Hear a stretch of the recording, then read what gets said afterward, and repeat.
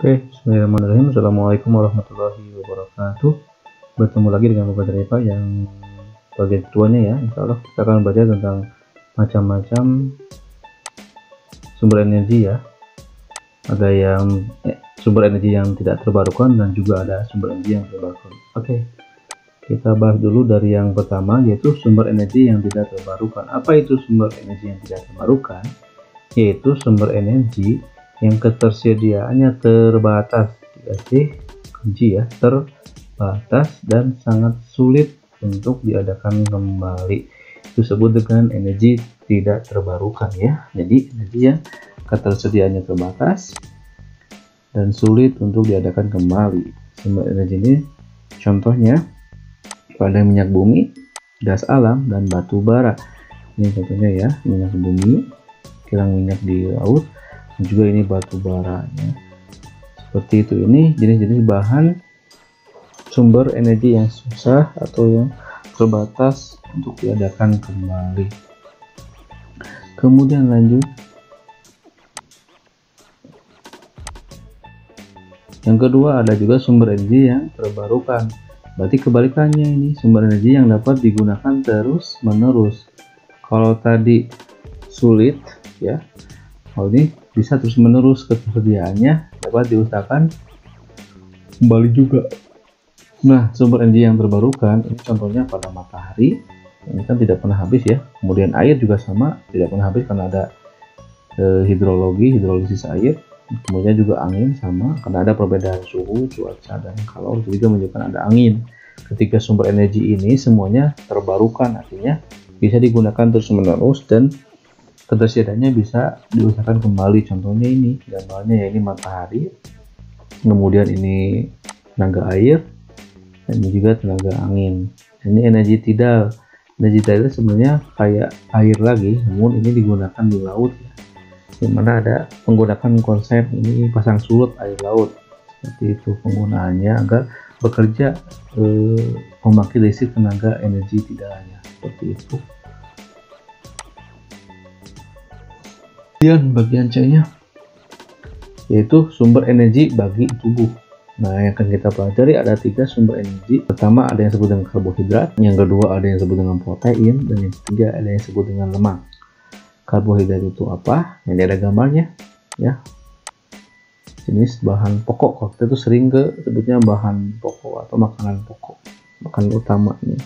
Terus protein ini makanan yang gizinya ya, makanan yang bergizinya untuk tubuh kita. Dan yang ini lemak, itu makanan yang dibutuhkan juga oleh tubuh kita, namun dengan kadar yang secukupnya ya. Oke, kita bahas satu persatu dulu. Ada yang disebut dengan karbohidrat. Nah, di sini ada jenis-jenis karbohidratnya ya. Ada yang disebut mono, itu satu, jadi satu bungkus gula.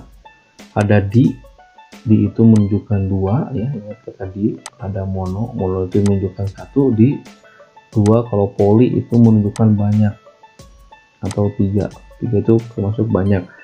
Nah, untuk monosakarida jenis karbohidratnya ada yang disebut dengan glukosa, fruktosa, dan galaktosa. Jadi 3 ini kita pahami ya, glukosa, fruktosa, dan galaktosa. Kemudian ada juga yang disakarida yang 2 gugus gula. Contohnya adalah sukrosa, maltosa, dan laktosa. Dan ada juga yang poli yang banyak, ini masih amilum, selulosa, dan glikogen. Ini baru nyampe ke mulut biasanya ini ya. Nah, ini yang sudah tinggal diambil dan digunakan di sel. Seperti itu. Nah, contohnya apa? Nah, ini ada gambarnya ya. Ini ada roti, terus ada apa ini, ubi, kentang ya, ini mie, terus apalagi nasi ya, ini kan nasi, ini bihun. Karena jenis karbohidrat lainnya ya, karbohidrat itu pasti mengandung gulanya ada 3 jenis, ada mono, ada disakar, dan polisakarida. Kemudian apa itu sih peran karbohidrat? Pertama, pastinya sebagai sumber energi ya. Kalau kita tidak makan kan biasanya lemes nih. Kenapa? Karena memang kita perlu energi dari apa? Dari karbohidrat. Dan karbohidrat itu diambil dari makanan-makanan yang kita makan, terutama makanan pokoknya yang kita beras ya, itu sebagai sumber energi kita. Kemudian yang kedua sebagai penghemat protein dalam tubuh. Kemudian yang ketiga, mengatur metabolisme lemak, karena perlu adanya karbohidrat nanti ya untuk mengatur metabolisme. Kemudian membantu melancarkan pencernaan. Kemudian membantu penyerapan kalsium juga. Nah, ini fungsi-fungsi atau peran dari karbohidrat, silakan diingat ya. Kita lanjutkan untuk jenis yang kedua, ada yang disebut dengan protein. Contohnya seperti apa? Nah, ini ada apa ini, kita tahu ya. Kemudian ada kacang panjang, ada ayam, ada daging sapi, ada kacang-kacangan, ada ikan,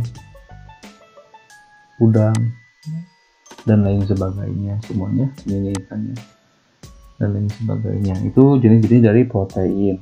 Contohnya ya. Kemudian apa sih fungsi protein? Pertama, sebagai sumber energi ya, sama seperti karbohidrat. Kedua, membantu membangun sel tubuh yang rusak, mengganti dan memperbaiki sel tubuh yang rusak. Kemudian yang ketiga, mengatur dan menjalankan metabolisme tubuh. Yang keempat, menjaga keseimbangan asam basa cairan tubuh.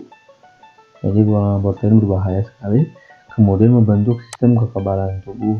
Kekebalan tubuh itu pastinya dari protein.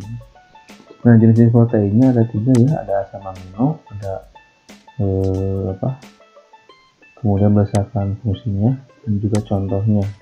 Ada 3 jenis: protein sempurna, kurang sempurna, dan tidak sempurna. Contoh berdasarkan kandungan asam aminonya. Sebut sempurna itu mengandung asam amino yang lengkap dengan jumlah yang mencukupi, disebut dengan sempurna. Kalau yang kurang sempurna, mengandung asam amino lengkap tapi beberapa jenis asam amino ditemukan dalam jumlah yang sedikit, itu kurang sempurna. Apalagi kalau tidak sempurna, tidak mengandung asam amino esensial ya. Nah, ini juga patut dibedakan ya, ada protein nabati dan hewani. Mana yang nabati? Yaitu yang dari tumbuh-tumbuhan, kalau hewani itu dari hewan. Terus berdasarkan fungsinya perbedaannya, kalau yang sempurna itu memenuhi kebutuhan asam, memenuhi kebutuhan protein, dan juga memelihara jaringan tubuh yang aus dan rusak. Itu fungsi dari sempurna. Tapi kalau yang kurang sempurna proteinnya, hanya memenuhi kebutuhan asam dan jaringan tubuh yang rusak. Sedangkan memenuhi kebutuhan protein tubuh tumbuhan kurang nih, ini belum, nggak ada ini.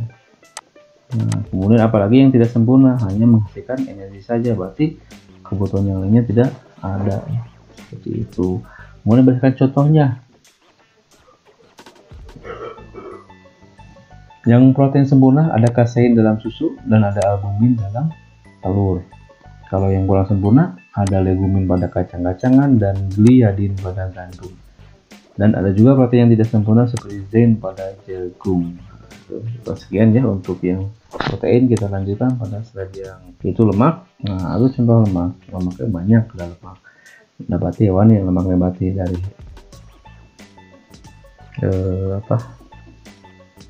tumbuhan, dan lemak nabati dari hewan. Jenis-jenis lemaknya berdasarkan bentuk kandungan sumber terbagi menjadi 2, ada lemak yang jenuh dan tidak jenuh.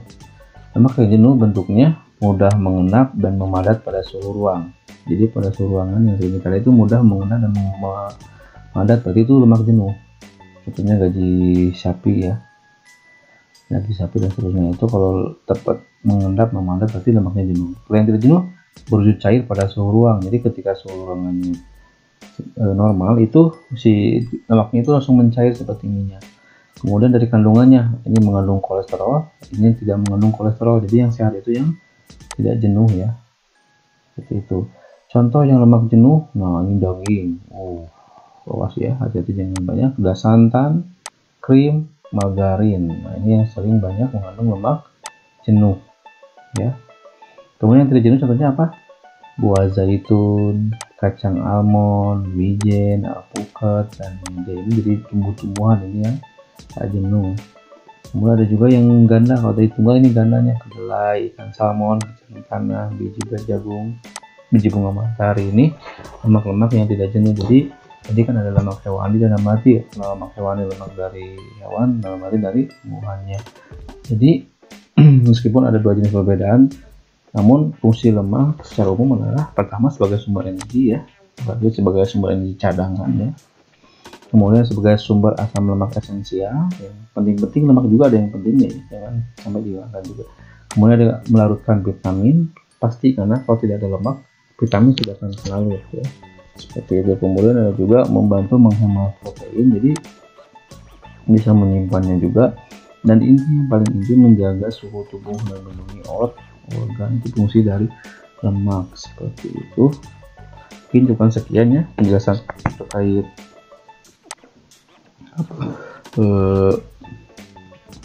bahan-bahan sumber energi dan sumber energi bagi tubuh kita. Terima kasih atas perhatian. Assalamualaikum warahmatullahi wabarakatuh.